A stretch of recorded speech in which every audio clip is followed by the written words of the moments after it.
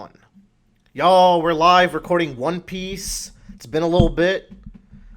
Set sail, baby. Sugar touched the channel and we forgot, or she touched the One Piece playlist and we just forgot about it for a little while. Damn. Nah, we've been reading, as readers of One Piece will know, Dressrosa is currently the longest arc, about to be overtaken. But Yeah. it is a behemoth that is 11 volumes. Guys, we do a podcast episode that is roughly 30 minutes to an hour and a half for one volume. So we got to get moving. I'm joined here with Bradley and Joe, and they're going to scream at you. And as usual, let's just go into it. When we left off before the page that we have on the screen right now, but I don't have those pictures, so we're just going to talk about what we missed. Which I think primarily, it's the end of Punk Hazard when Doflamingo shows up and then Aokiji shows up.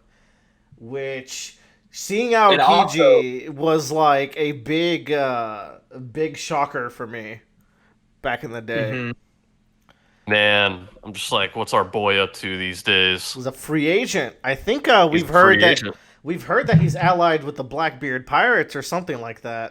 Which, yeah. I have no idea what to make of that because those guys are bastards, and we know our boy. Yeah. Our boy is not a bastard. He's just on the wrong side. Bastard. I feel like bastard. Well, I have a theory, but it involves information that comes up later, so I won't bring it up. But it could also just be like, he is. I could see how Kiji kind of hating the world government at this point, Definitely, and like. And kind of not hating, but like trying to overturn their power in some way, and sees Blackbeard as a way of doing that potentially. Yeah, I can't imagine that he's not planning to cross Blackbeard if they work together, and vice versa. Mm-hmm. Like, there's no way Blackbeard's like, yeah, I'm just gonna take Aokiji to my crew. Yeah, right. I like when Doflamingo's showing up and he just gets like bodied by Aokiji, which is like the power scaling is still pretty like. Aokiji kind of no effort makes Doflamingo sit down. And we're not going to get to it in this episode, but Bradley has started the Doflamingo fight. And all that to say is like, Doflamingo, whoa, what do you mean, whoa? I didn't realize it was that far along. Yeah. Yeah. We're in there. Like, that's why we're we're pretty close to finishing. So, like, it won't be too long until y'all see the end of Dressrosa uploaded to the channel, but... Doflamingo's no slouch, so that was pretty cool. I did wish I had this one panel where, like... I think Bradley has it. It's a panel where the Marines and Law and Smoker are sitting down, and there's, like, this line that they won't cross. Like, the two groups won't cross. Like, we won, we're celebrating, but we can't cross this line. But near the end of the arc, I think it's when they're saying, like... goodbye to the kids, or when the party really gets going, everyone just goes over one side. And notably, Smoker's still like steadfast sitting there talking to Law like, I'm not gonna go, this is wrong that we're doing this. But I think we're like on a second beat of a potential 3-beat story of Smoker slowly truly becoming an ally of the Straw Hats, not just a temporary helper. I also love that whole sequence just for like all the Navy people were like, you stay on your side of the line, you filthy pirates. And then as soon as Santi starts cooking, they're like, I mean, it's not like a strict line. And then as soon as the food's over, it's like, you better stay on your fucking half. The G5 crew, like those guys are pretty lovable as like a nameless mass. Oh yeah. That's mostly what I wanted to cover. We'll get to the bunnies because I have the picture for it later, near the end of the arc. I do have a theory that Smoker will be the final Straw Hat, but no one really is gelling with me when I say that, so whatever. Goddamn. It's fine. It can go either way. But alright, back to where we are in these pictures.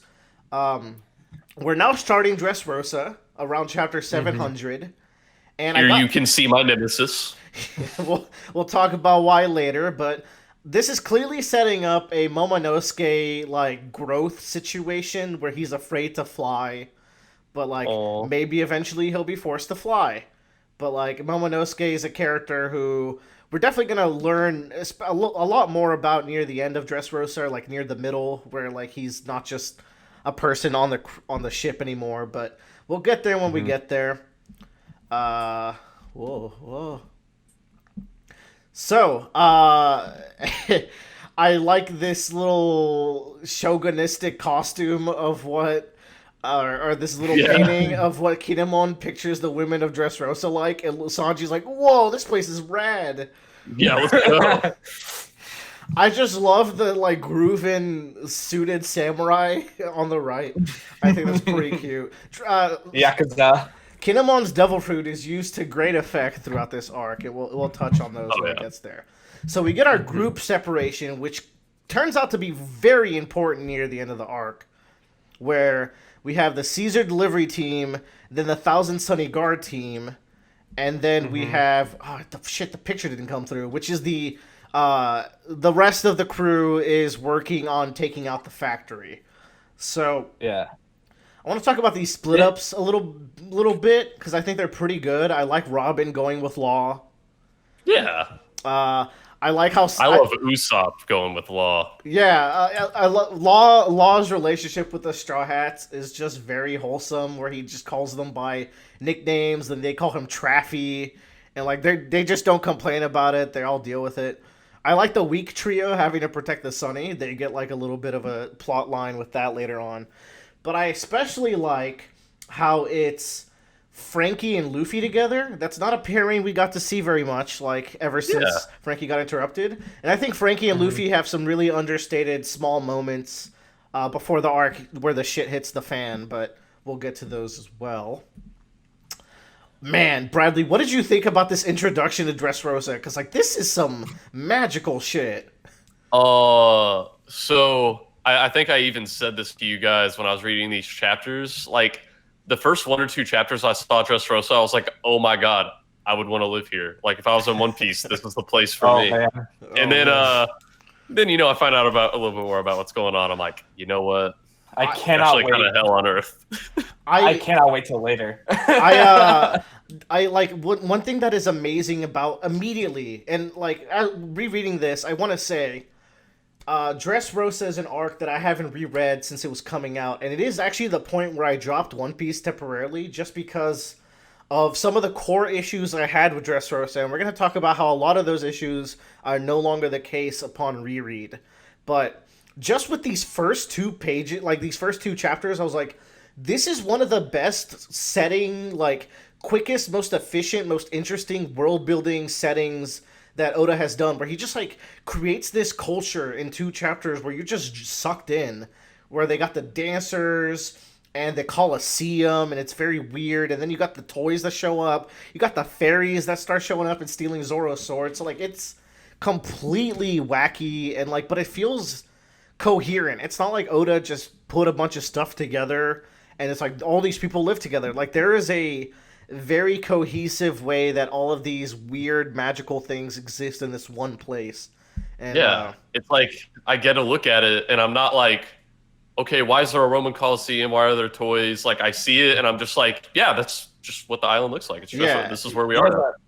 He brings in a lot of elements from several different cultures that are very similar in theme, and kind of it does a really good job of meshing them together. Those toys have a very like European Christmas kind of wind-up toy feel, and I think that helps tie the other portions in too with the Roman Colosseum, and then you have very Spanish architecture and Spanish like clothing. Yeah. I feel like Spain is the main thing, but then it like draws from other things as well. It feels very like Western European almost. But yeah, I love Dressrosa, like stylistically. Like, it definitely is a place where it's like it feels the most modern in the One Piece universe when you see it for the first time. Yeah, because it's not like Alabasta where it's like a desert and everyone's in their little huts because it's hot outside, so that they consider the heat. Really cool setting, I feel. Another. So we're gonna touch on multiple ways that like I feel like this setting is made so good. Here's another cute one. The women of this country are so passionate to where like a breakup or a cheating can lead to people getting stabbed, and like that's just the way it is in Dressrosa. Yeah, man. Dang, that's scary. So we should talk about, and this reminds me because it was something that we found out at the very end of Punk Hazard, the insane ultimatum that Law gives Doflamingo, where it's like, I'm going to kill Caesar if you don't denounce yourself as warlord, and I'll turn him in if you do. And the thing is, and it's set up pretty clearly in this arc, if Doflamingo denounces himself as warlord, this whole operation kind of goes away, because now he becomes a pirate who's a king, which will call for government interference that is, like, actually aggressive. Yeah, and it's just like, you get here, and you're kind of on the same page as Sanji, like, man, this was suspiciously easy. Like, that ultimatum, like, Doflamingo just kind of did it. Yeah, and everyone seems kind of cool with it.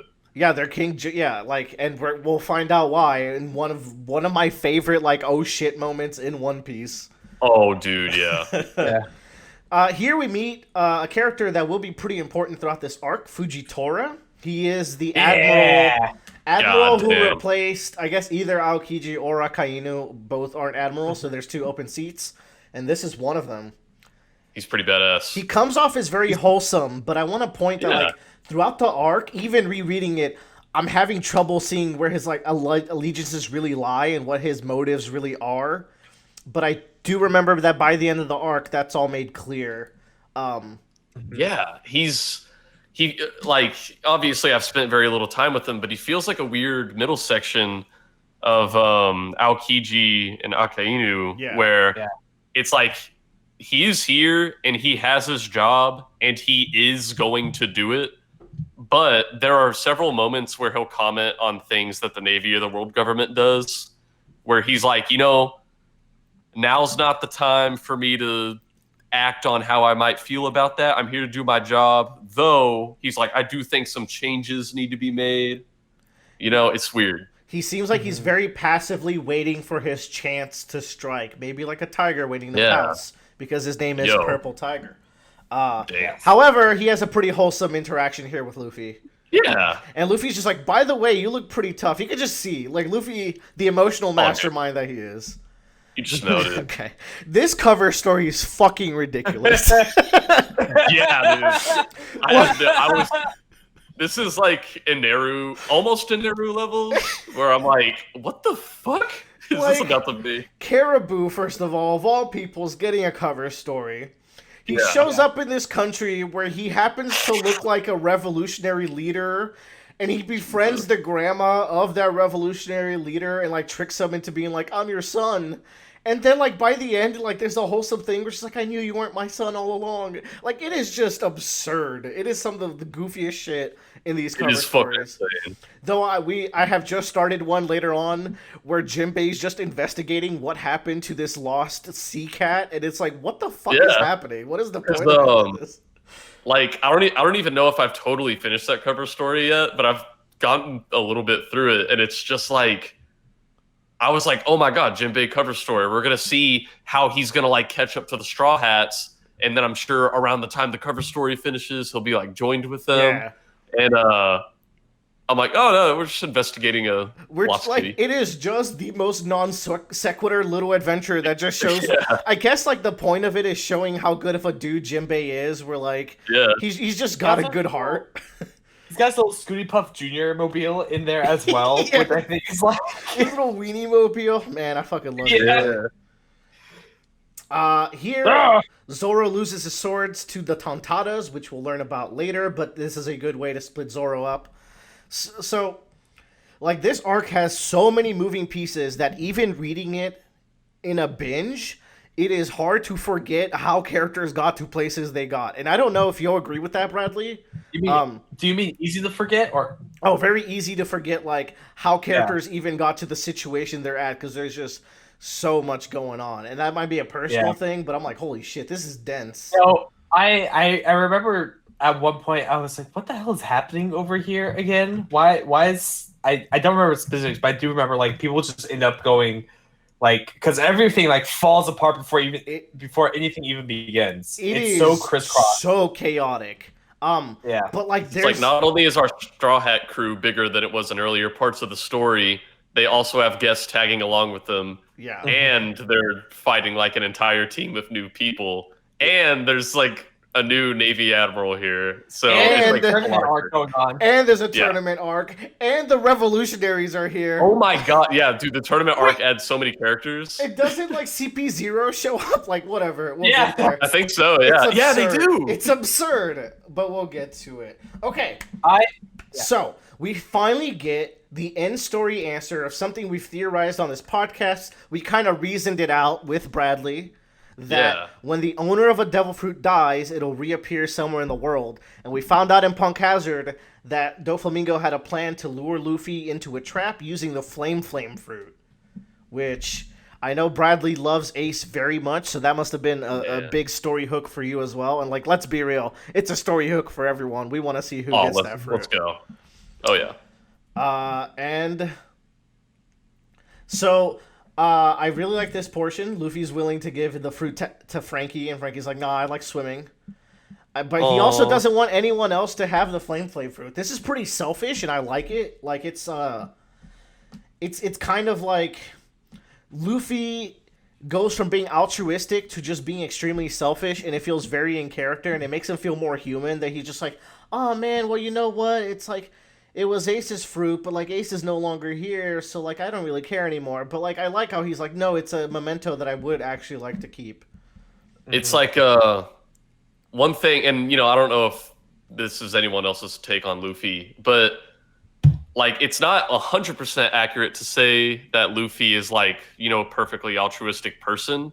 He's someone who acts on his whims. It just so happens that, like, 95% of his whims are like the right thing to do, but like he will take times like this to be like, no, we're doing this thing I want to do. We've definitely mentioned it multiple times where like Luffy has like he takes, like, for example, Alabasta, he doesn't do it because it's the right thing to save the country. He does it because he just likes Vivi.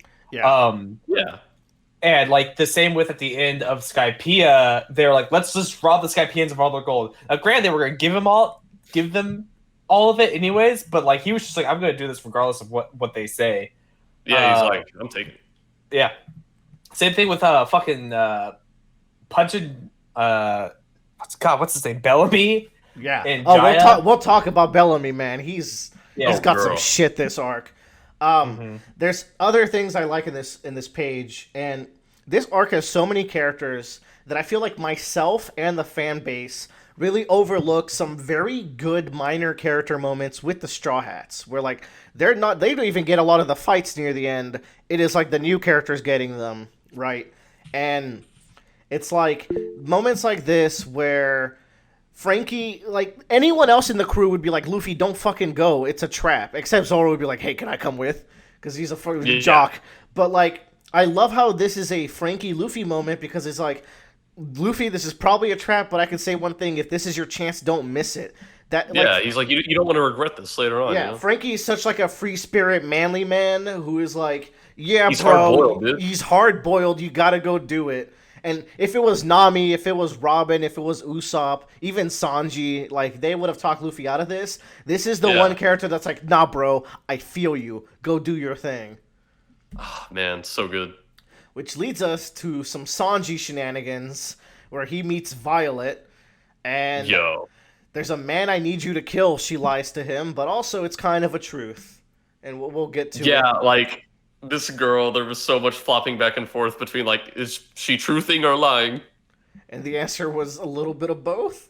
A little bit of both? Okay, let's talk about the character of the arc. Can we all be real here? Round of applause. Toy Soldier is the fucking god. He is a god. Holy fuck. And he's not allowed to be here. Or how did this go? Oh, he runs into the Coliseum and he puts a leg in. It's like, oh, you can't come in here because you're not allowed. It's the Doflamingo Coliseum. Very cheeky. Damn. I'm gonna talk a lot about this guy as we go on. All right. Yeah, he's great. Here we go. There's our bunnies. So, Oda completely dodged this question. So, yeah, he really did. Like, all right. So now we know that when a devil fruit is killed, it spawns on the nearest fruit nearby. We actually confirmed that last arc too, because of how the way Smiley died. They didn't say it, but we got to see it in action, and then they say it in dialogue this arc. When like the big Smiley died into the axolotl fruit. The big theory is with these snow bunnies, like, because they look like the snow bunnies. They look like the snow bunnies that Monet summons to attack the snow girl from Punk Hazard. So a big theory was that Frankie was sailing the ship from one end of Punk Hazard to the other, which is how he ends up, like, in the other end. He's in the Iron Pirate, or General Frankie, and he's not, like, phased by the gas around. And then Buffalo and Baby Five show up and he fights them. While he was sailing that ship across, Monet died at some point. So maybe the nearest fruit would have been one of the tangerines in Nami's tangerine bunch. So maybe the fruit ended up with the Straw Hats. However, it doesn't quite explain why just the fruit being on the ship. Like, so far, no fruit has had a calamity around itself before it's eaten, you know? It's like, I think explicitly, like, the only way, like, so, like, when you're going down this road, my thought is, like, does the ship have a devil fruit? But, explicitly, it takes a Vegapunk technique or technology to make that happen, right? So here's the thing, though. And, okay, now we're theorizing stuff that I've never theorized before, which we finally got to this point. Because I will say, I still don't know what the deal is with these bunnies, and they've never mentioned the fruit. So, like, either Oda's hiding it from us, or it didn't happen, right? But... yeah, it's just like, man. They are in an island that was Vegapunk's research base. What if something about the atmosphere of the island allows that phenomenon to happen? Yeah, because the thing is, the only thing I think we really know is that Vegapunk came up with a way to give, these inanimate objects. Because, like, we don't know if the way he does it is through, like, a machine. We don't know if it's just a method. We don't even know if it requires any special tools. We have zero idea. We just know he found a way to do it. Yeah. So maybe it could be something ambient to a location. Maybe. And I do have some theories about Punk Hazard's ambient location that comes up way later, but I don't know if that fits into this theory. Anyways, theorizing's fun, y'all. Welcome. Here's the ultimate who would win right here. It's Mary's Klabauterman versus Thousand Sunny with its devil fruit. Thousand Sunny just uses the Gal cannon and unfortunately shreds the Mary. Yeah. So That's kind of cool. The thing with the Sunny being the user of the fruit, I really love it. Actually, I think that's badass, and the Straw Hats just have never figured it out. And then when the Sunny does get like a Kabouterman or something, like maybe we'll know how to use it. That sounds fucking rad. Damn, that'd be badass. It saves Luffy's life. However, and this is a weird concept, would a ship still sail without a devil fruit or with a devil fruit? Like, shit. You know what? But that's I'm throwing the theory out, throwing it out. But like, a devil fruit user only gets weak when they're 1/4 submerged in water. A ship is built to float. Like, this is a weird concept we're getting into that, like... Also, like, all the devil fruits all the weapons with devil fruits have all been Zoan fruit users. Yeah. It doesn't mean that it has to be Zoan, I don't think. Because... Okay, we get to get into this now. Fujitora's devil fruit is not his, it's on his weapon. That's my theory for Fujitora. Every time he does a gravity move, he's channeling it through his sword. Kinda sus. That is a little sus. And that is a Paramethea fruit, and this is a Logia fruit. So if that's right, then this could be a Logia ship now. Which has all sorts of crazy implications. That'd be fucking crazy. The Thousand Sunny is a snow fruit. That'd be fucking rad. But we'll get there one day, I'm sure. It'd be cool because, like, you kind of get the ultimate shit because you would try to shoot with regular cannonballs. If it was good enough, all the cannonballs would, like, fly through it. Yeah. Oh, So you man. could never damage the ship. Oh, like the concept, like the idea that it could happen is so fun. All Do we have right, an Eggman looking ass over here? Dagama has some funny lines. He's like a scheming dude, and he like tries Yeah. to set up schemes in the middle of the battle. The Funk Brothers got a cool gimmick, but I took this page because these aren't even the first characters we've met in this chapter. Here's Sai in the right hand of the page, for example. So like, all right, let's get into the problems I had with Dressrosa when I was reading them. Bradley, you can say if you see these as problems or not when you're going through it the first time in one go. So, one of them is too many characters. The other would be pacing. Another one was how Usopp is treated this arc. And again, I might have changed my mind on some of these. Another one was Rebecca. And the fifth one, I would say, is the birdcage. So this is the introduction of one of my 5 problems that I remember having with this arc, which is the too many characters. I will say, I still think this might be a problem even on the reread, because it is nuts. Like, if you did a head count of Dressrosa characters, I wouldn't be surprised if we're hitting the 80s. Yeah, it's a lot of characters. I think at the very least, whenever he's introducing all these characters like before each round of the tournament, even without explicitly saying it, I think somehow he gives you a good intuition for which one of those ones you actually kind of need to like care about or remember. Interesting. Like, did you like? Because I think out of all of them, the main ones would be like Ricky, which is King Riku, and then Bartolomeo and Cavendish. I would say are like all the major ones. Yeah, because like I see them and I'm like, okay, obviously they're the main guys, and then there's like the One Punch King, and I'm Yeah. like, okay, he's cool, but like he's not gonna be a main guy. Like, let's be real. And then Did we talk about Bart yet? Oh, well, I mean, we'll talk about Bart when we get to Bart. Okay. Man, good. let's talk about Cavendish and his like. He's Like, so beautiful. I used to be the hot shit, and then the worst generation supernova showed up and stole all my thunder. Goddamn. I think that's such a fun gimmick that makes total sense. Like before Luffy and the other 10 showed up, he was the guy on the scene, and now he's just like kind of second fiddle to them. Yeah. And you have this like bomb under the table where it's like, well, we know this is Luffy, but he doesn't. So I can't wait to see how that turns out. Man, okay. First of all, we get the Legend of Kairos. Kairos, which is... What did you think of this when we got here? Because they bring it up and then we move on because a lot of things happen. But like, did you keep this in the back of your mind, and did you ever think that this would be Toy Soldier until it's revealed? I pretty much didn't think it would be Toy Soldier until a few chapters before it was revealed. However, when we did get to this statue, I was like, this guy's got to show up, like in the story, right? Like this isn't just a statue. Yeah, You don't make this statue that's like so built and well like detailed. I was like, he's gonna show up as he's gonna be prominent either somehow in the present day, or he's gonna be present like heavily in a flashback, or both. Yeah. and the answer is both. But this is getting a full page from Oda. All right, let's talk about fucking Rebecca. So the Dude, Nami number 237.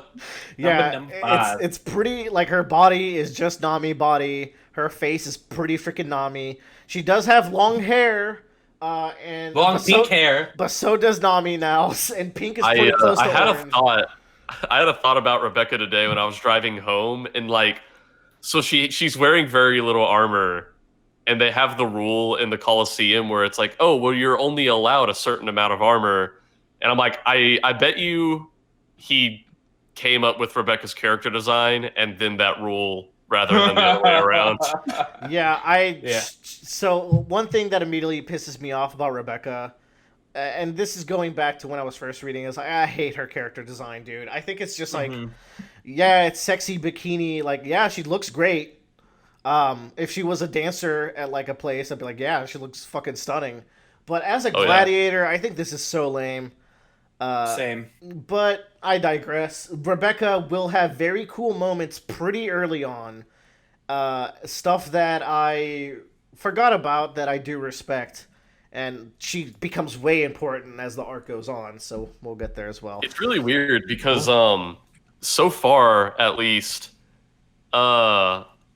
it's like during the tournament arc is when I think she's the coolest, but also when she's less important to the story. Yeah. And as the arc goes on, she gets more important to the story, but it's more and more like, oh yeah, she's sitting there. It's because of the crybaby angle and just how much of her character is really actually me loving Kairos instead. Like, Yeah. You know, dude, I think you hit it right there. she's more of a vehicle for how awesome Kairos is than, but like, let's not, like, she is not. And Joe, I forgot where we put her in our tier list. I think we put her like in C or B, which I think is fair. I think so. Like, she's definitely got some very strong moments. Yeah, for sure. The problem I have with her was that she just, throughout the arc, she just didn't feel like she like held any weight. Like, I think it's safe to say this is very much an Alabasta like arc at this point. This is inverse Alabasta in many ways. Yes. Yeah. So like, Vivi is very much the same way, where it's like the princess of that arc, and she did so much more and like had actual like moments with the crew. So it kind of feels disappointing in comparison, but. Yeah, she's a very Vivi-esque character, but the thing is, Vivi, despite being like much weaker than Rebecca, who's actually like a pretty competent fighter in that arc, the way she works so hard to achieve her goals and she's not crying about it. And don't get me wrong, Rebecca sacrifices a lot to be in the position she is, and I do respect that. But I just think like Vivi fucking fought tooth and nail for that country, man, and I felt for her really badly. And there's just too many characters this arc, so like only some of them are gonna shine through, and I think Rebecca only moderately shone through. Like, I'll say it now, I think Viola is more interesting. For example, she gets less screen time. Oh yeah, for example. Yeah. Because she has that whole relationship with Doflamingo and all that kind of. It's almost like she plays a great support role throughout the arc. But, yeah. She feels like if Vivi failed in her mission and it actually got stuck in that criminal organization. Oh, that's actually super apt. That's really good. That is cool. Anyways, Jesus Burgess. Yeah. Well, I skipped through this, but Jesus Burgess is here. Did you think Blackbeard would be showing up since he's here? No, this was a huge what the fuck. Like, I was like, if he gets his hands on Ace's fruit, I think the bad guys just win. Like, I think that's it. Yeah, they mentioned a rumor where like the Blackbeard pirates are gathering strong fruits. It's like I don't want them to get a fruit this strong. They already have the Quake fruit now, so it's like, and the Shadow fruit, or the Darkness fruit, whatever it's called. Yeah, Shadow is Moria. Shadows of Moria. We'll talk about him when he becomes relevant. This is when Isho is introduced. This is fine. Yeah. Okay. I love the character design. Yo! CP0, like, okay. God damn. So many factions in this arc. So CP0 is the world government, or like the new world branch of the Cypher Pole. And I guess they're supposed to be stronger than CP9, but they're like, we're going to forget about the fact where they're like, guys, CP9's so secret, they got to be the strongest, right? Like, they're the strongest Cypher Pole. But I guess those people didn't even know about the even more secret CP0. That's how secret it is. I do like how Robin is the one who's like, she's the one who spots them out. There's a bunch of little subtle Robin moments in this arc that I think are really good to highlight because she's often overlooked as like a contributor to this arc, I feel like. Also, Mustache Caesar, very cute. Yes. Mustache Zoro. Sanji gonna get laid finally. Dude, I was so happy for him. I was like, he did it. Hot babe. Let's Dear go. Nami and Robin, how's the weather where you are? Skies are stormy here with the hurricane of love. What a fucking idiot. This your boy, Joe? Yeah, dude. Yeah. Oh, man. Bartolomeo. Oh. They hold his gimmick for so long. How did you feel about when he's introduced without the gimmick? Where he's just the asshole. Like, so I look at this guy, I'm like, just from character design alone, I'm like, he's going to be important in this arc, right? Yeah. But I was like, for the first several pages that featured him, I was just kind of rolling my eyes like, okay, he's the fucking evil douchebag. And then once we learn his gimmick, I was like, okay, he's the best character. Yes. Yeah. I will say, I felt the same way. I I disagree because I love the idea of the wrestling heel and the fact that he like lays down and just lets his barrier do the work and he like picks his nose and he like flicks off the crowd and shit. Like he pisses in front of the crowd. Like he's such a aggravating asshole to the crowd that I really love it. I probably would have liked him more as a heel if like it was all an act, but from what people say, he actually is like a horribly evil person outside of the ring. Yeah, I don't know if he's evil. He just seems violent. People, they talked about all these horrible things he did. He opened fire on innocent civilians. Well, you know what? That was misconstrued, Bradley. Luffy. I don't know, dude. I don't know, man. Luffy technically opened fire on quote-unquote innocent civilians. Well, you know? it's different when he does it. It's different when he does it. Yo, and then we get the reintroduction to Bellamy. Mm-hmm. Yeah, holy fuck. It was okay. You guys commented on this, but like before I started reading this arc, I jokingly said, "Oh man, like when's Bellamy coming back?" And you guys just I don't know. I couldn't believe that was the one you picked. I was like, God damn it! I know. I know. I think the last time that happened was like right before Adaru's cover page arc. I was like, when's Adaru getting a cover page arc? But this is cool, dude. He seems like he's grown so much. He actually went to the Sky Island. Yeah, and that's so cool to me because like him making fun of Luffy for that like kicked off that entire adventure for Luffy, and you know, obviously Luffy was right. It was up there. So I'm just like imagining what kind of journey he went on. It was potentially violent, but I mean, we see in the cover pages that no one's like dead or anything, so it seems like they fended him off. I like to think of this like, because if you'll remember what happened with Bellamy at the end of the arc, Doflamingo shows up and he puppets Sarkis to slash at Bellamy. It's like, oh, he killed Bellamy because people die in One Piece, wink. And it was like he showed up and he kills Bellamy because the Age of Smiles is coming and he has no room in his crew for Bellamy. So they didn't explain it. Like, we don't get a Bellamy flashback, I don't think, unless we see it when they're fighting. I haven't gotten to that part yet, or in my reread. But I like to think of this idea where, like, Bellamy has nowhere to go. He goes to the Sky Island on a whim. Turns out to be real. He gets reinvigorated. He rejoins the Doflamingo Pirates, but he's still not accepted because Doflamingo just sees him as a weak punk who is just not worthy. Mm-hmm. So, like, what a character arc for this one loser from a 20-chapter arc from literally, like, 500 chapters ago. Who gets one-shotted, too. Yeah. Like... Yeah. Dude, Oda's like Oprah. Everybody gets an arc. Everybody gets one. Oh, true. Man. Senora Pink later. Oh my God. So Hack is introduced here. I just wanted to highlight it because I feel like in the chaos that is the arc, it's really hard to forget that Hack is, like, somewhat important because he's, like, one of Sabo's boys. But, like, it's super easy to miss that because he gets separated from them before we even meet Sabo. So it's like, yeah. Mm-hmm.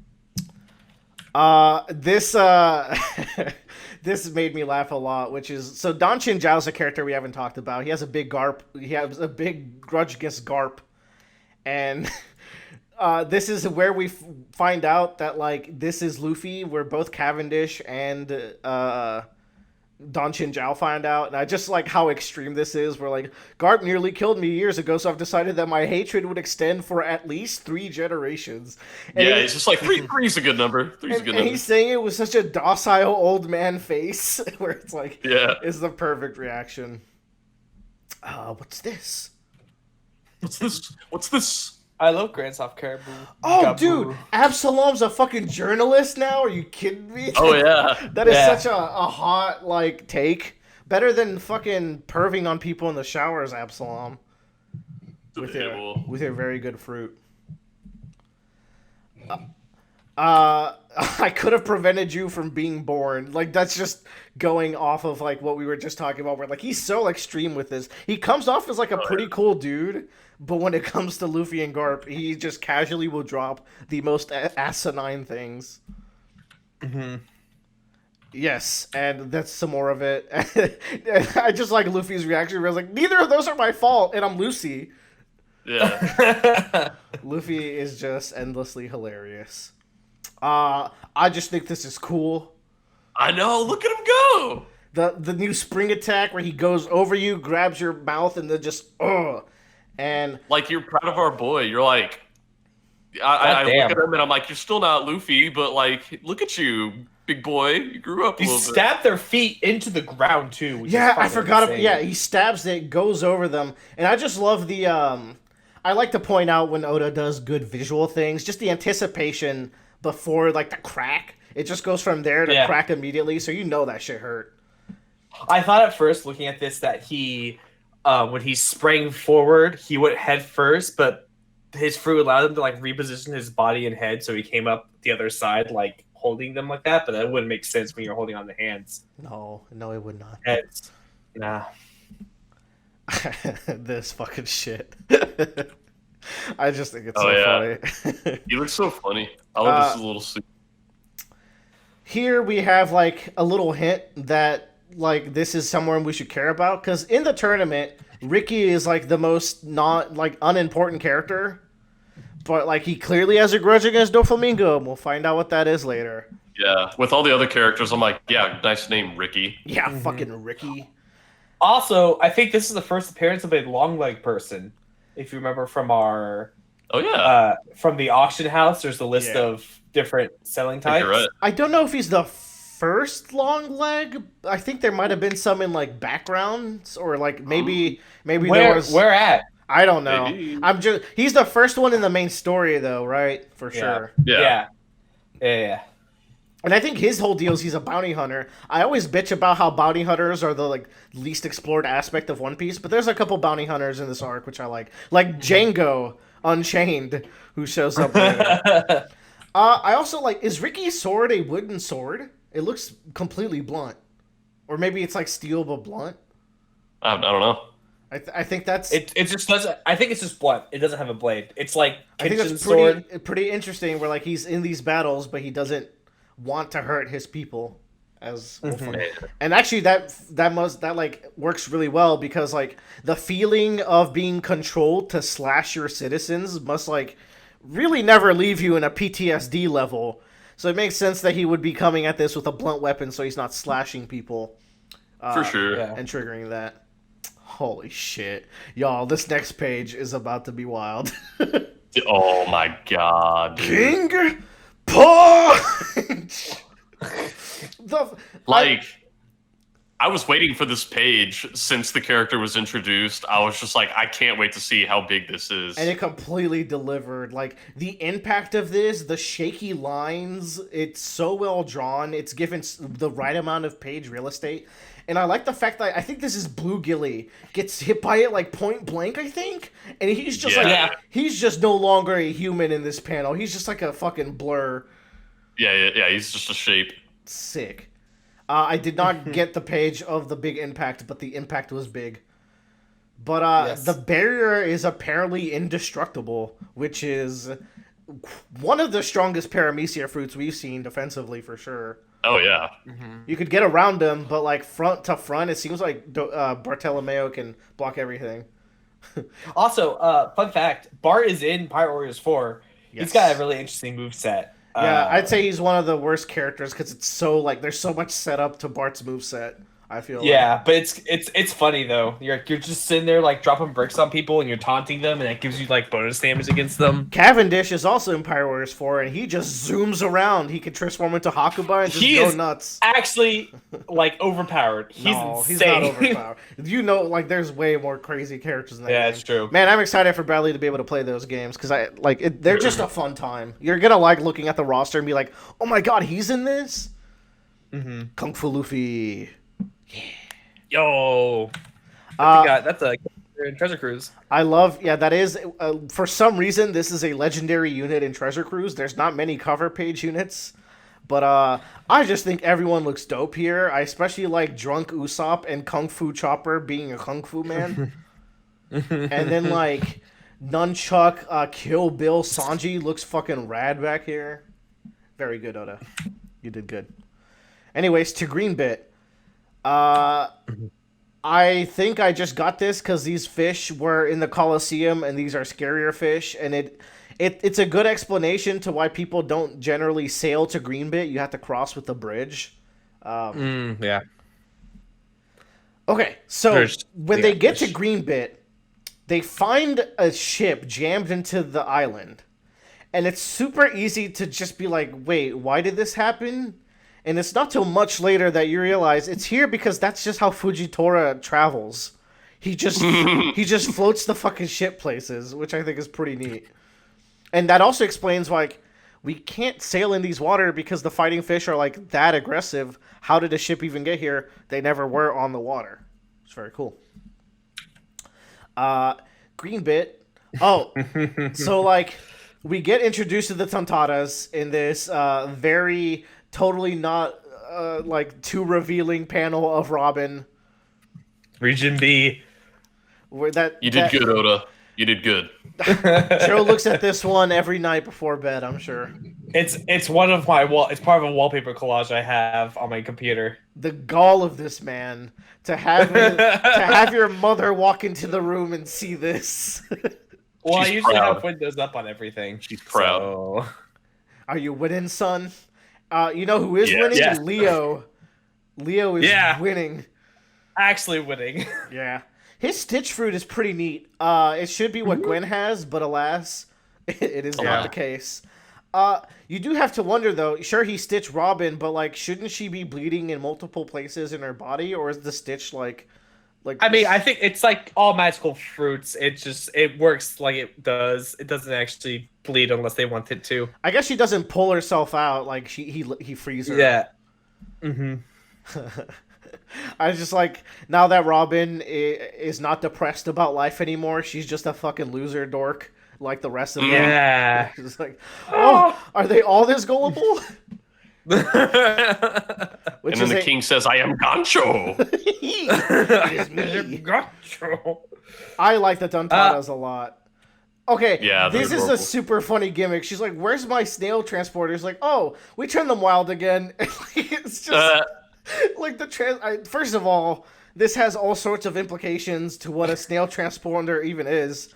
Second of all, and this is the best part, them being able to turn them wild comes back again later in the story. So it is not a one-time gag. It is just an ability that Tontatas have that is used later in Dressrosa. So like, Also, good job. third of all, and best of all, look at that panel.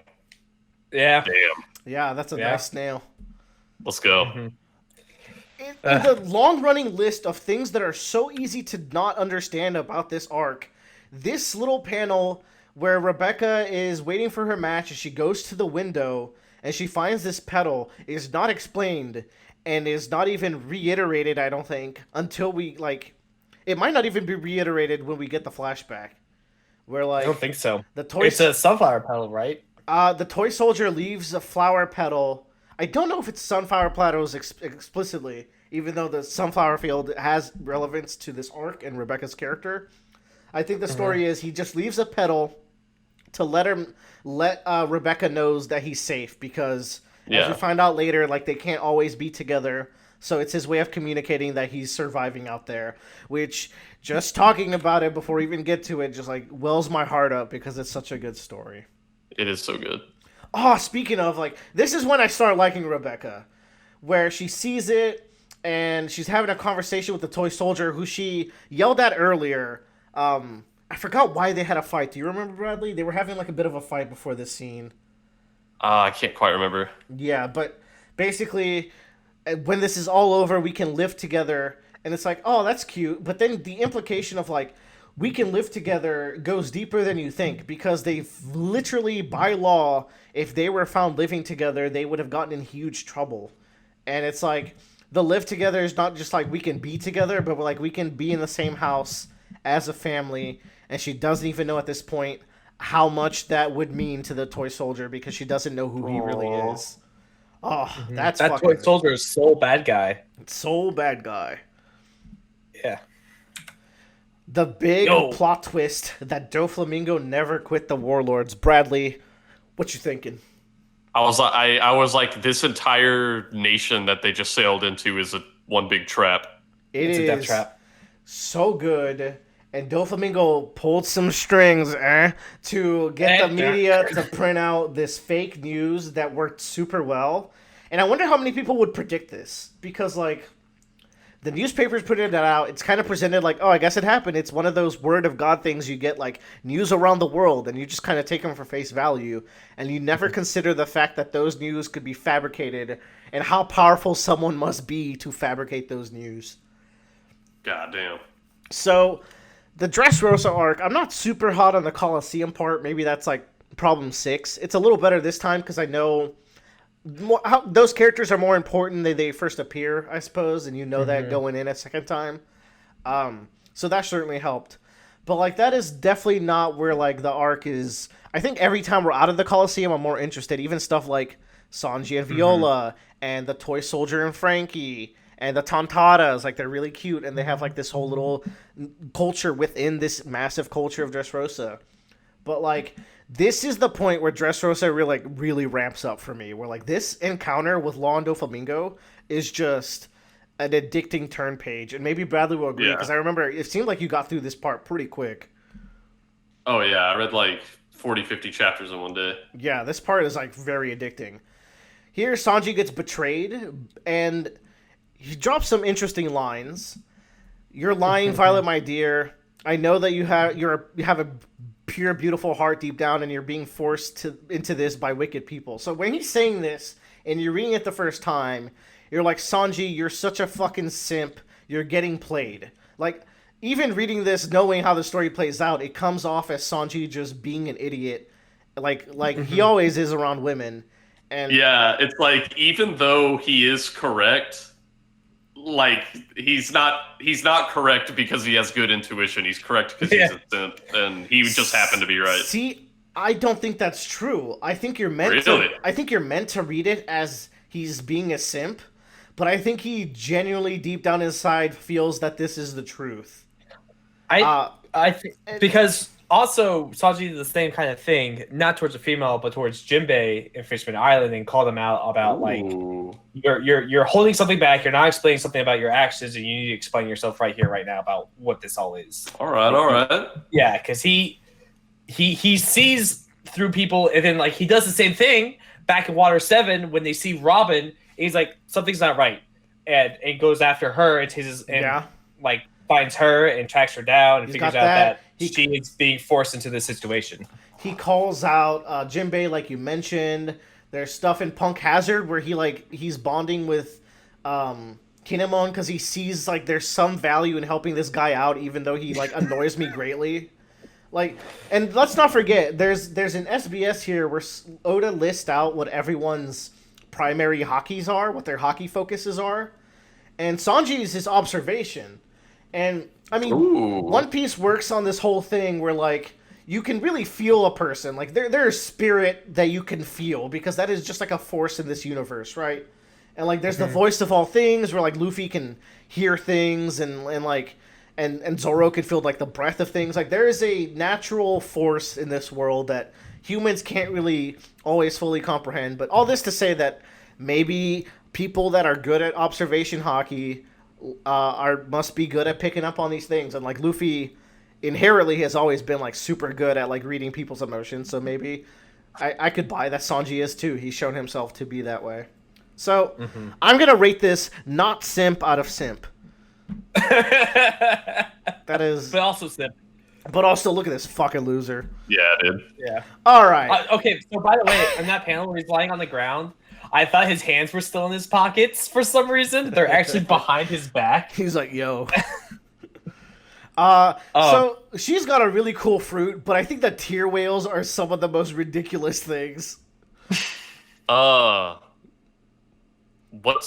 like the actual name of her fruit? Is it fruit? I think it's the. I'll look it up. It's the seeing fruit. She has the power to see like very abstract things. She can see all over Dressrosa like a Hawkeye. Well, I think specifically she can see from the eyes of animals. She can see the glare fruit. The glare. Okay. She can see people's like intentions. So like, and she can see like all sorts of weird things. But then like also tear whale. Yeah, I was like, this ability is stretchier than the Gum Gum fruit. Yeah. I was like, I don't know about this ability, man. You ask a One Piece fan, and they'll say herder hockey because Yeah, everything is hockey to them. And I'm like, oh yeah, I remember the type of hockey where you get to create whales out of your tears. They think hockey is Nen or something. Yeah. Also, okay, so I'm on the wiki right now. Apparently, those whales are also on fire. No. What? No. That's not true. No, that's made. Someone That's- put that there as This a joke. is clearly not on fire. Like I don't care. I don't care what the anime did because they've ruined many things. There's no way to On swing the page, it. They're this is not on clearly fire. like a water attack, and you can't like convince me otherwise.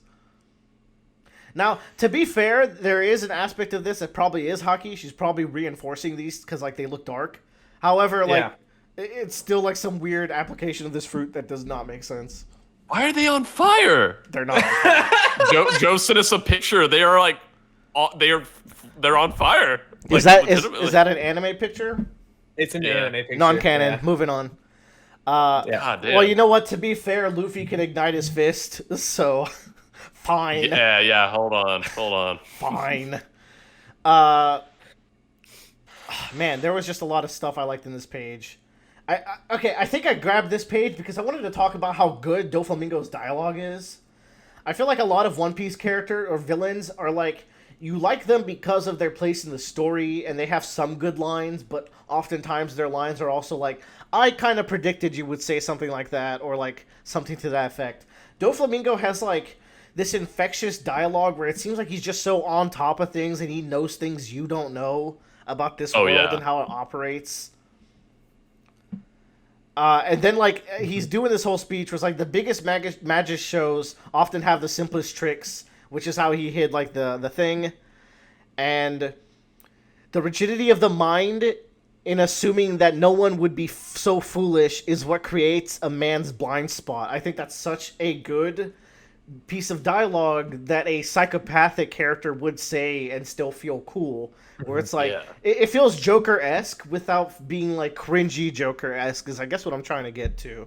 And man, like talking about his composure, I feel like with a lot of the other like main arc villains, you know, whenever one of our heroes either makes a move against them verbally or with an attack, that'll usually like either, depending on their power level, either scare or anger the villain. Either they'll be like, oh God, or they'll be like, you know, how dare you do this to me or whatever. But I feel like anything anyone does to Doflamingo, he just smirks a little bit harder, and then you know he's about to like pull out one of his plans, and you're just like, oh fuck. And sometimes he smirks with dark lines on his face, and you know that's the angry smirk. And that's what's Goddamn. really scary. I really love how he concludes this, but if we're getting deeper into the truth law, I guess I just really wanted to kill you. Like that, he has this whole like philosophical thing, and he's like, but you know what, law? Fuck you. Like that's what I really Yeah, want. you know what? Fuck this guy. So, what about Law's line here in the middle of this panel? Well, we can talk. I think the next page, they straight up confirm it. We'll talk about this first. Fujitora wasn't in the Marineford War because there was a big draft that the Marines had to do to replace some of their ranks after their big power shift.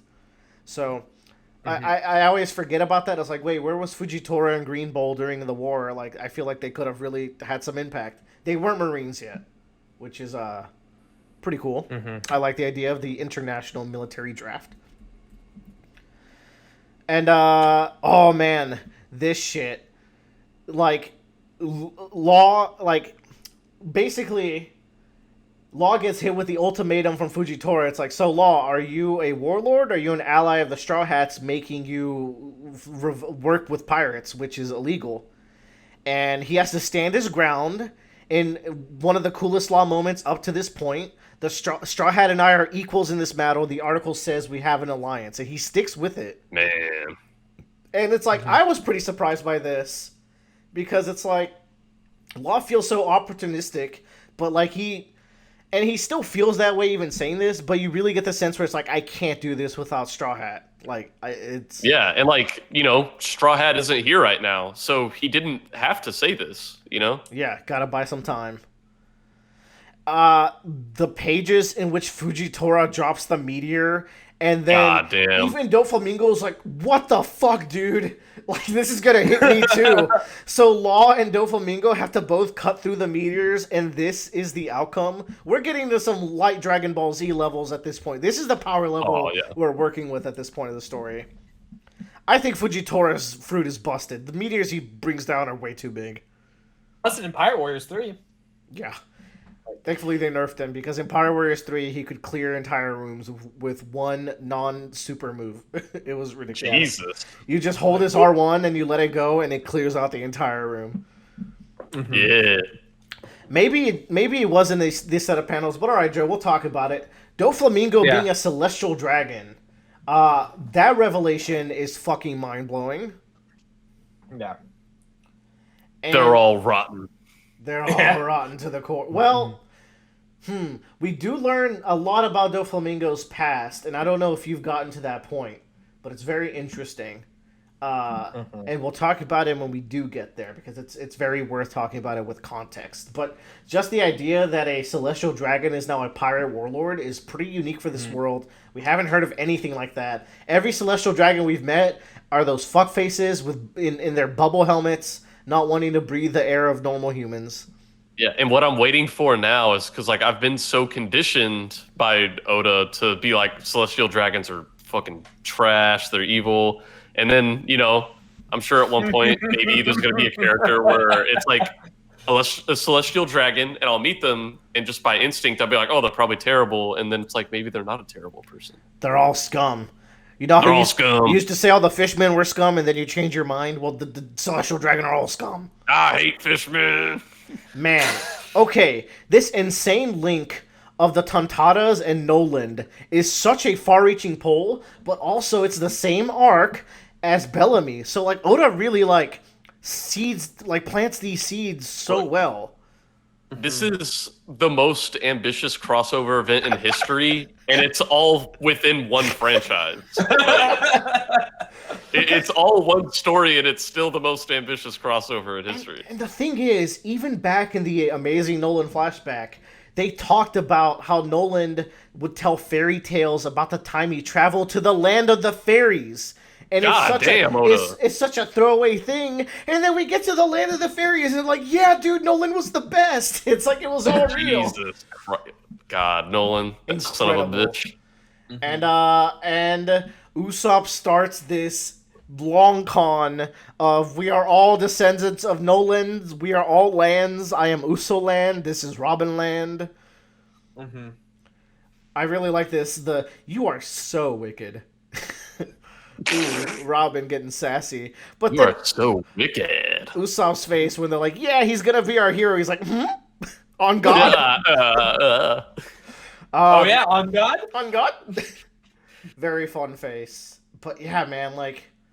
And Usopp and Nolan having this connection of being heroes to the Tontatas, as he will become, I just think is really cool, because Nolan was the liar.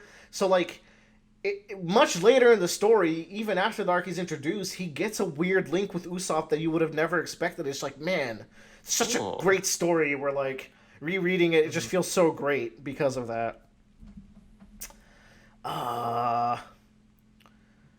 This is where they're from. No.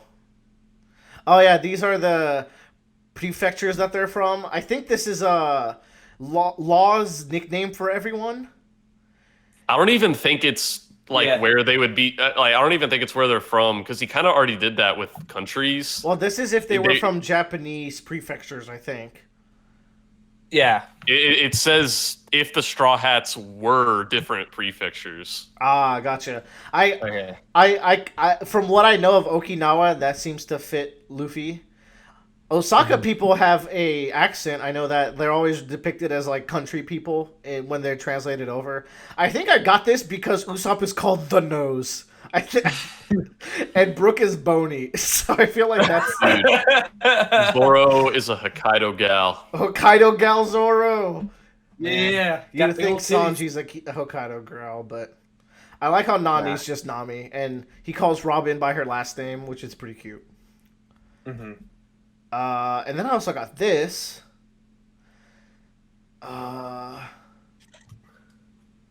The routes. This is the bunny thing again. Yeah. And he dodged it twice? Yeah. What? Okay, dude, no. Come on, guys, let's sit down, let's huddle. There's no way he brings it up twice explicitly. And then dodges He it. chooses what goes into the question corner. Yeah, so he's flooded with emails. He has millions of emails. He deliberately chose to put this in here to dodge it. Twice. It is, okay, there's no way that that fruit is not on the Sunny or is not the Sunny.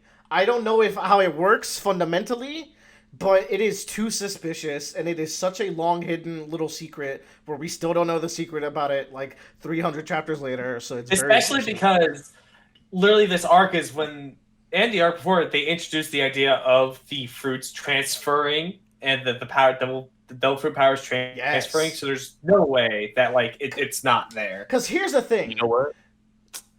You can go. Go ahead. You can go. No, it was okay. stupid. It was stupid. I'm gonna say it anyway. Well, here's the thing. There was no point of Smiley dying and going into the fruit. Smiley dying was to create Land of Death, which was the gas. Mm-hmm. But him going into the fruit is just so Caesar can have the fruit again. Why is that so important? It's almost as if that's introduced, so subconsciously in the back of our minds, it is a concept introduced early on to where it's finally really used in that arc. Because they could have introduced that concept in this arc with the Colosseum, and it would have been this big secret of like, wait, how is Ace's fruit here? And we won't know until that dude explains it. But because we knew about it, it's not much of a secret. It's more like it's cool to hear it said. It feels so intentional that it was introduced in that arc, and then like I feel like we got bait and switch where it's like, oh, it was introduced here, but really it's supposed to be part of this whole bunny thing. Oh man, I did wish it was one of the oranges, and then that like Nami would eat it. Snow Bunny Nami. Yeah, Snow Bunny Nami sounds perfect, but I think she would hate the idea of that because she loves baths. Then again, Robin takes baths. Well, you can still take baths. Well, yeah, but you get weak. They can't be. Well, I was gonna say can't be seawater baths, but no, any water. Any water will do. Yeah, there's a scene in One Piece Z where the boys all go to a hot springs, and like half of them are just like dying in the bath. Yeah. Okay. We're gonna go for a little bit longer, I think, but we're reaching a stopping point nearby. We're making good progress, though. Bellamy gets hit with the assassination, and yeah, like this feels pretty bad because he's like, first of all, I don't know if this is before or after he himself tries to he gets assassinated by Dellinger at some point. But he's also told to kill Luffy, which is just cruel because Doflamingo doesn't care about Bellamy. He doesn't give a shit. Yeah. He's never gonna let Bellamy in. He's just torturing him. It's so cruel, and it makes it abundantly clear as the arc goes on. So it's like, man, and look at this face. This guy used to hate Luffy, and now getting the order where it's like you'll get a spot in the family if you kill Luffy, and he's conflicted. God damn. Y'all, that's character development. That's the effect Luffy has on people, man. Yeah, Luffy's the fucking goat. This punch, though. It is just it's like a Gear 2 hockey punch, and it's toppling a fucking giant. It's badass. The scale at which he's falling, just like... Can you believe... Just look at this page and realize he's making pages equally good every week. The level of detail in One Piece is absurd. Django. Sorry, Gene Ango. Django. Here's the fun thing, Joe. We got to this guy in our tier list, and we're like, I have no earthly fucking idea who this guy could be. And I will never forget, he's Django the Assassin. And you know why he's Django chained. He's got a chain around him. He is chained. The Funk Brothers got a cool gimmick with their jacket fruit. I think that's a pretty cool fruit. Yeah. It's alright. It's sitting there. So Django throws a bunch of knives and he hits Don Chinzhao, and I'm always going to remember, now that I forgot Django, I don't think I'll ever forget this panel right here. Where he's just like, oh no.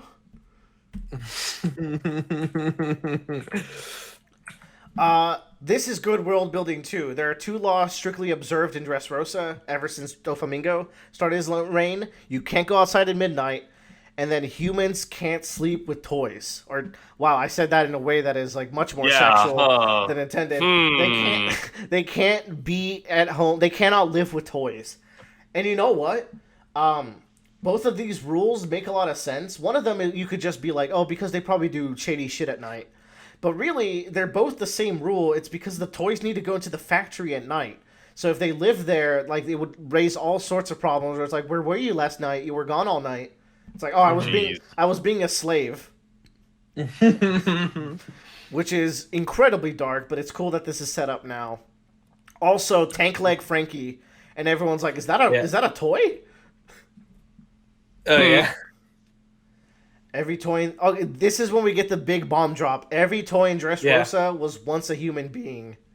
Yeah, and this is the point where Dressrosa went from like, I want to live there, to like, wow, Oda's really good at making horrifying stuff in like such a cute story. Yeah, this is the cutest panel. Like, look at that girl on that cute little toy and the monkey, and then you're like, oh, this is the darkest shit ever, actually. Yeah. This is a very dark arc, like hidden even, in all the even humor. though it's very different subject matter, but the same kind of energy as Black Mirror. It just feels like this dystopian where people don't realize how bad things actually are. It is super Black Mirror, and it's funny you mention that because there's a monkey on the screen, and there's an episode in Black Mirror where someone gets put into a monkey and they have to live out their lives as the toy. And I'm just like, that's coincidence. Yo, I just think everything in this page is cute. Yo, the Foxy Express. The Fox Express. Yeah, they're fucking great. Yeah, but Bian though, top 10 One Piece girls. Yo, let's go. Yo, what that tail do, girl? Hotter than Nami. I like Cub. This is cool. These are the first insect fruits we've seen in all of One Piece. Yeah. And it's cool because the Dentados are naturally strong, but Cub has the rhinoceros beetle's fruit, so he's got to be like really physically strong. Because that motherfucker. Rhinoceros beetles can lift 850 times their weight. Did you know that? Motherfucker. They can lift a human baby because they're just like, they probably wouldn't get a good grip on it, but they could. If the baby Oda does like beetles too. Yes. Every Japanese boy who grew up in the 90s likes beetles. That is what I've learned about Japanese culture. It's fact. It's an important plot point in JoJolion. It's important in JoJolion. It's what started One Piece, or not One Piece, sorry, Pokemon. And Luffy loves beetles because he's also a 90s kid. So everyone, if you see a beetle today, thank it for all this good media that we have in the world. Thank you for creating Japanese culture as we know it today. I guess they kind of did, huh? Also, fun fact, there is a Godzilla villain called Megalon that is just a rhinoceros beetle. And his whole thing is that he digs under Godzilla and he flips him over. Yo, I hope they bring some of the weirdos in the next movies. Oh, so, I do too. This is just a small part of the page that I think is beautifully constructed, where it's just a narration where here in Dressrosa everything's beautiful, and then as you're going down the narration, you get to like the darker side, but the narration, the panel structure is literally going from the highest point to the lowest point, and it's a vertical panel layout, so you're just like following it down as the underbelly of Dressrosa starts to reveal itself, and I'm just like, mwah. That's the kind of shit I like. That's why manga is such a good medium when the panels are used like this. But no, there's too much dialogue here, so totally not markers like it's too blah, blah, blah, blah. Hey, don't get me wrong. One Piece has some cluttered ass pages, but I will point out when it has some gorgeous page layouts as well. Like this. This is wonderful. So this is Donchin Zhao and his greatness. Bradley. That's Pinhead Larry. How did you feel about Pinhead? Like, this is the dumbest plot point. Patrick Star looking ass. But I love it because he's like this, and then Garp just punches it into a weird shape. But then the worst part is Luffy just somehow punches it back. Yeah. It's ridiculous, dude. It's supposed to be Luffy fixing the sins of his father. That was my terrible analysis voice. What I liked about Xin Zhao, or whatever his name is, his head, is that he has little like mountain clouds that float around it. He's his own little mountain range, which is very funny. Okay, I don't get at all this plot point. So there's a ice shelf that only Don Xinjiao can access because he's the only one that can break the ice, right, Bradley? Yes. Okay, then that means he's broken the ice. Why can't he get back now? Because he needs his head.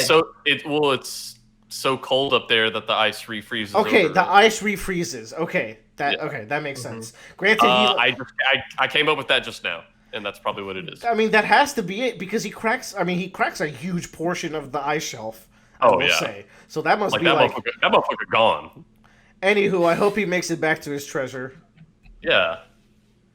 And then, that's how physics work.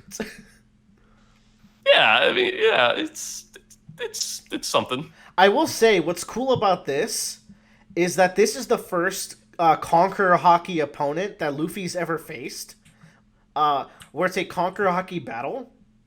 And it's cool because it starts this trend of like, first of all, Don Xinjiao, that makes Don Xinjiao like pretty impressive as like a Conquer Hockey user. It means he has a very strong will. He's actually like pretty strong. And I think throughout the tournament arc, he shows himself to be like a pretty strong old man. Like he's nothing crazy, but like he really holds himself well, right? But yeah, and it's really cool because ever since we learned more about hockey, it's just like whenever you see someone who has it in any form, knowing nothing else about them, it's like at the very least I can say that you are a strong-willed person, you know? Yeah. The thing with hockey is when it's translated, it's like the words is like deposition of armament or something like that. Where like, color of armament can be read as deposition or something like that. Like it is a very long Japanese word. All that to say that the word deposition implies that like by you having this hockey, you kind of fall into like a mold of willpower kind of person. You have your own unique traits, but like you're right, just by seeing someone who has like observation hockey, that automatically makes them like an observant person, and you kind of know that aspect about them just by knowing that. But also this starts the trend of like when they were clashing, it creates like lightning energy bolts because their hockey is just clashing with each other, which I think is just a cool like a cool visual effect to know like this is powerful people clashing, and it'll probably happen when we keep seeing more and more powerful people show up. I also like how Don Xinjiao is not like a main character, but he still has Conqueror Hockey, so it's rare, and this is a tournament that's attracting a lot of people, so it's cool that like it's not just Doflamingo and Luffy and like probably like Whitebeard who are gonna have this Conqueror Hockey ability. Like there's mid-tier people who also have that position, which is pretty cool. Yeah. So I have an answer to the treasure question. Okay. Basically, Don Xinjiao found this ice continent that is so hard that you need like a precise strike to open it up with hockey, and his head was the perfect shape and size to break open the continent. And we see him break it open though. We see him already do it. Yes, but then Garp punches him and gets rid of his point on his head, so he can't open it anymore. But then you get that it's been opened, right? Yeah, Willer's question wasn't how did he break it. His question was how did he break it twice if it's already broken. Or more like he didn't break it twice. He tried to break it twice. My question is is if it's broken once, why can't he just walk back there again? I guess it is because it was refrozen. It refreezes over, and then he can't get back in because he lost his head. All right, fair enough, Don Xinjiao. Fair enough. Yo. Who you taking? I don't really want any of them. I think Apui looks pretty cute as a girl. I'm gonna say it. Something. Law is just koala, so I'll take that. Or maybe even Kid. Kid just looks badass. Kid's looking fine. I like a rogue. I guess the Law one is probably the best. How many have you killed, Drakey? I like how their dialogue is just complete bastardizations of some of their lines. Yeah. Yeah. I like, for example, like, Basil Hawkins is doing horoscopes. It's like, oh my god. They're all girly girls. And this is where we find out the beauty that is Bartolomeo's character. God damn, he's so good. Him being a Luffy fanboy is amazing, and the fact that he was at the execution platform is just perfect. Because, like, of course some people would have been there and seen that and be like, holy shit, that dude's gonna be special. Yeah. God himself saved him. Yo, Luffy gets to talk with Blackbeard briefly. And this is just like, just building it up for that end game. Oh, yeah. I like Blackbeard's snail phone. I do like the snail phones taking the personality of the person that. Yeah, because like it's not just that it has the beard, like it has his teeth. fucking grin. Like I wonder if someone else talked in it, it would have its teeth back suddenly. Like, oh shit. there's a lot we don't know about this technology that is integral to the One Piece world. Oh yeah. These are some interesting creatures.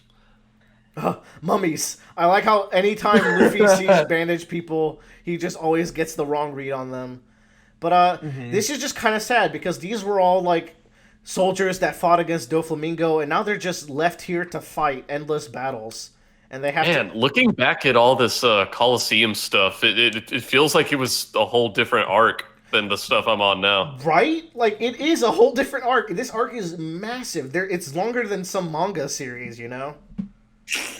But yeah, but what's cool is that it just fits really well, because when you get to the Riku flashback, you understand why these guys are here. You understand why the Colosseum happened, like why it exists as Doflamingo's like control over these people as punishment. It's a very a big theme of this arc is Doflamingo's control over like these aspects of this country, and I just think it's cool how deep it bleeds through. I think there's also the point where I realized I could crop pictures from my iPad. So please look forward to perfectly cropped pictures now. Thank you. This is starting to introduce the Kairos flashback, which we're about to hit an hour 30. We're like 9 minutes away, which I think is where we'll stop. How's that sound? So we might we might get there. Perfect. I think this is just it.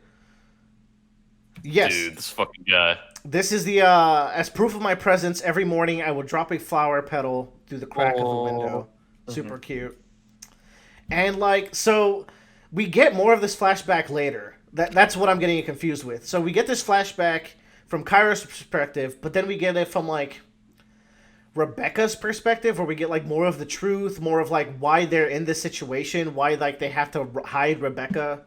But, this page just, he was a father in all but body. He helped her grow up. He's smacking boys who are bullying her. He's smacking boys who are trying to date her. It is just the most adorable shit. And man, it's gotta kill this guy, not being able to have her know who he is. Yeah, because we haven't talked about the worst aspect of what these people are going through, which is the Pale-esque nightmare horror of existing in an existence where you're not remembered by other people. Jesus. And it's this is such an oppressive power where just the truth is hidden completely. And you're just forced to live this lie. And he even mentions at some point where it's Rebecca, my body is made of tin. Eventually I'm going to rot away, so I need to train you how to fight. Which explains why she can fight now. And, she takes a defensive stance because that's how she kind of learned it, but that's also because she doesn't want to hurt people, and it's just how she... It just all melds together. And it makes me not hate Rebecca like I used to. It's a good flashback, mostly for Toy Soldier, but also, I feel for this. How can you hate this face down, up here? It is the most wholesome thing. I hate it. I like cool sunglasses, Toy Soldier. It's no one will see that I'm a toy. I wish one day we could actually live in the same house. And you just know inside his head, he's like, oh my god, me too. I'm only teaching you how to avoid being hurt yourself. We are, we are just we are really fleshing out why Rebecca is the way it is. So while her character is not the best, I feel like Oda wrote her quite well either way. He just chose to make a character who cries and annoys me and is dressed like a fucking idiot. I just wish that she had a little more. I like the idea of that she's entirely defensive, but I don't know. I just wish she had more action, or not action, but like urgency to do something. Yeah, by being a defensive character, you've written a character that, by definition, has to not have urgency. It has to be a reactionary character, and in a way that's kind of actually cool if you think about it. Like, it's a cool way to do a reactionary character, where like you really develop the whole character around that character flaw, as it were. You know what? I'm kind of turning around. Maybe this is brilliant if I really think about it. But that's kind of how One Piece is sometimes. But he also says here, I'm only teaching you how to avoid being hurt yourself. So it's like, yeah.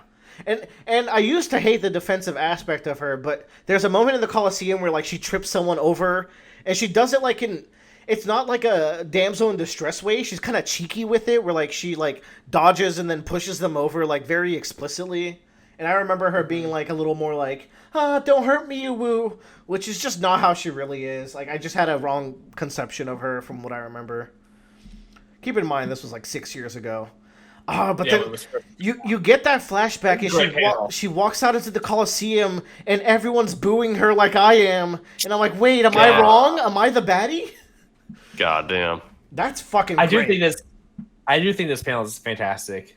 It's a really cool way of just seeing how much the odds are stacked against her. Yeah. Not only in like this actual fight, but like the feel, like you have the fight itself in the foreground, but then you have the actual like society of Dressrosa she has to go up against in the background in the stands. I gotta say, this is one of the many like S tier story moments in this arc. I would say it's like that, the law stuff in Greenbit, I thought was like engrossing. Like, man, Dressrosa has some pacing issues, I will still say, but it has so many, like, some of Oda's greatest moments are in this arc just repeatedly, and they're like really easy to forget because the arc is so big. I feel like really good transition. And what's really cool, it doesn't matter what her grandpa did, right? And this is like a nice little way to link Don Chinchao and Luffy, but then Rebecca and the people of Dressrosa. And and these guys are like, yeah, that's right. That's just very wholesome. Yeah. It's a way to turn the Don Chinchao thing that, like, could have otherwise been a kind of a throwaway moment into something that's, you know, story relevant. Story relevant. Yeah. It helps bond Luffy and Rebecca. It makes their relationship, like, Oda has to do work here where Vivi had ample time to get into our hearts and have a relationship with Luffy and the Straw Hats. He's having to work double time in an arc with 80 characters. And I think that's what's most impressive about Dressrosa. It's like, it is too ambitious, and yet somehow it doesn't fall apart. Like, it is genuinely just too ambitious. Like, he didn't have to go so hard, but he did.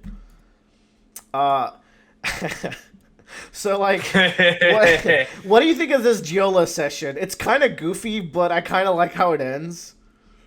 Man, until I saw this page, I forgot this thing even existed because it was so short-lived, but it is really entertaining. Yeah, so Giola turns the whole Sunny into a piece of art, and the implication is like, if this goes on for long enough, you become permanent arc, which is pretty powerful. Yeah. I think it's pretty lame that the Straw Hats got into this situation, like, because Brook is not supposed to be that weak. Like, the other three would cower and, like, get hit by the attack, but, like, I do like how Brook is the one who resolves it by being a cheeky motherfucker with no shame. Yeah. I think that's even better, because that makes it, to me, it gives that more roguish, bardish kind of archetype for Brook, where he's just like, he's kind of forward, but he's also a sneak. Like, he's gonna underhand the fights if he can, if he has to. Like, it's not gonna bother him. There's no honor on this motherfucker. Yeah, because he's so shameless. It also differentiates them from Zoro, where Zoro would have been like, head on, I'm gonna fight this person. More like Zoro would be like, oh, slashing a girl, I'm sexist, I can't do that. I'm Sanji all of a sudden, I can't slash Monet. Fuck that shit. Yeah. Brooke is like, nah, I'll fuck a bitch. But like, Brooke's just like, yeah, I'll just... I love how Brooke sets this up. He's like, oh, you know what? They don't understand, but I get your art. Let me make a song to, like celebrate your arc. And he's like, consider yourself sliced. As soon as he gets it, the next panel, he's already killed her. Yeah.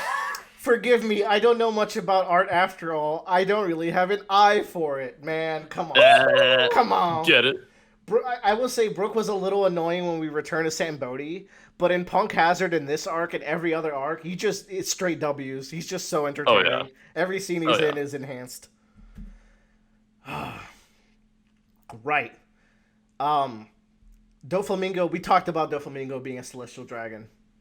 But there's some good lore here where like it explains that the Riku dynasty they were so when the 20 kings left and they went to Marijoas, there used to be 20 great kings and they left and they went to Marijoas. Other kings rose up to take their place, which would be like the Riku dynasty. And say Wapol would be one of those kings that rose up to take a place that was left behind maybe by one of the celestial families or something like that. Or like their great empires, you know? It's stuff that we don't really know about, but it's filling in some gaps about how it all functioned. And the Don Quixotes were one of those families that left. And I think it explicitly says here that the Don Quixotes used to own this land, and then they left and the Rikus came. And then Doflamingo explicitly came back here to take over, which I think is just such a petty move that I kind of love as a villain-defining thing. Yeah. I think it's a good motivation. I think, when we get more into Doflamingo later, I think that motivation makes a lot more sense. Yeah, definitely. But I just think that's cool. Also, it's worth noting that the Nefalti family from Alabasta is the only one of the kingdoms that stayed. I think it was mentioned where like out of the holy kings around the 800 years ago, they're the only ones that are still in their country, still ruling. Which means they didn't ascend to become celestial dragons. Yeah, essentially. I think it mentions at some point that like Cobra or Cobra wasn't alive, but like Neferite. Vivi's family line rejected that rise of power, which is really showing of character because those people now get to walk around as literal gods. So like it worked out pretty well for them. But very cool.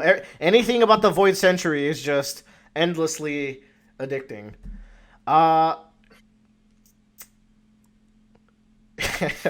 Oh my god, this was funny. I think we can end it here where it's like, Oda, you draw the death tattoo wrong. And he's like, oh, he used the op fruit to switch his knuckles. It's like, oh my god. Oda, you have zero shame. You have zero shame. That's so He used it just so, like, the camera would see it. I don't know. I think Oda handles his little plot holes and inconsistencies better than any, like, artist I've ever seen or, like, author I've ever seen. Funny. Yeah. And it's something minor. Like, Oda writes a very tight story, with the exception of that ice shelf. But he writes a very tight story that, like, you can't help but, like, actually like that there's all these, like, these very small inconsistencies that he gets to make fun of. They're not very common, so it doesn't detract from the story, but it's just very fun.